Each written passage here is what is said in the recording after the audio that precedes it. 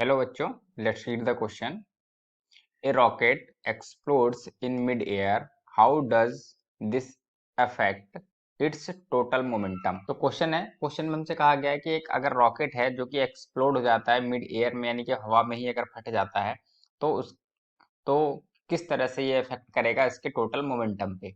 Okay, तो सबसे पहले हम समझते हैं की कॉन्सेप्ट। तो हमने एक लॉ पढ़ा है कंजर्वेशन ऑफ मोमेंटम का, जो कि इस क्वेश्चन का की कॉन्सेप्ट होगा, law of conservation of momentum. Law of conservation of momentum ये कॉन्सेप्ट है। क्वेश्चन को सॉल्व करते हैं। तो क्वेश्चन में हमसे कहा गया कि एक रॉकेट है जो कि मिड एयर में ब्लास्ट हो जाता है, यानी कि वो दो पार्ट्स में डिवाइड हो जाता है। हम मान लेते हैं जैसे कि एक रॉकेट है, जैसे हमने माना कि ये हमारा एक रॉकेट है। ये रॉकेट जब हमने हवा में उड़ जाता है, तो ये हवा में जब पहुंच जाता है तो हवा में पहुंचने के बाद ये क्या होता है, डिवाइड हो जाता है दो पार्ट्स में। तो हम मान लेते हैं कि इसका एक पार्ट, जैसे कि अगर हम माने कि यही रॉकेट यहाँ पर जब पहुंच गया तो ये डिवाइड होता है दो पार्ट में। इसका यहाँ से ये दो पार्ट में डिवाइड हो जाता है। इसका एक पार्ट इस तरफ चला जाता है और एक पार्ट इस तरफ चला जाता है। ओके, दोनों पार्ट कुछ इस तरह से चले जाते हैं, या फिर मान लेते हैं कि एक पार्ट इस तरह से चला जाता है, एक पार्ट इस तरह से इधर की ओर चला जाता है। तो मान लेते हैं कि यह पार्ट, एक पार्ट हो गया m1 मास का और एक हो गया m2 मास का। बस m1 मास जिसको हुआ उसकी वेलोसिटी हो गई v1, और जिसकी m2 पार्ट था उसकी वेलोसिटी हो गई v2। ठीक है, और हमने स्टार्टिंग में मान लिया कि यह v वेलोसिटी से चलना मूव हुआ था। इस पूरे का मास था m। ओके, कैपिटल M मान लेते हैं, कैपिटल M था।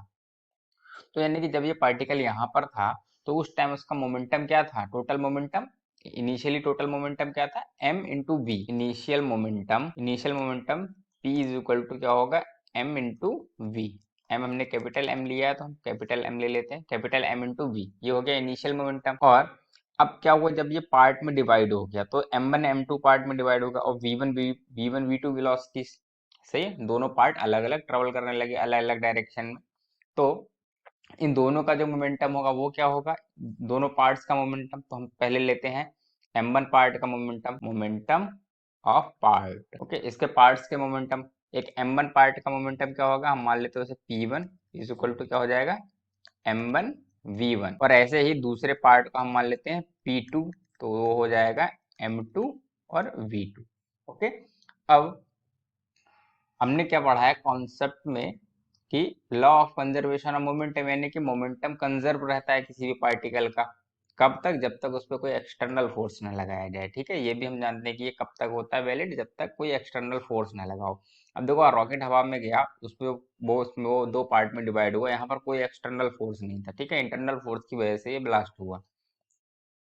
तो इस कंडीशन में क्या मोमेंटम कंजर्व होना चाहिए। तो मोमेंटम कंजर्व का मतलब क्या होगा कि p initial is equal to p final होना चाहिए।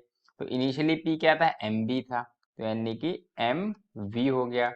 और फाइनल मोमेंटम क्या हो जाएगा, p one plus p two, यानी कि m one v one plus m two v two. तो ये आता है हमारा इनिशियल मोमेंटम और बराबर फाइनल मोमेंटम होगा हमेशा।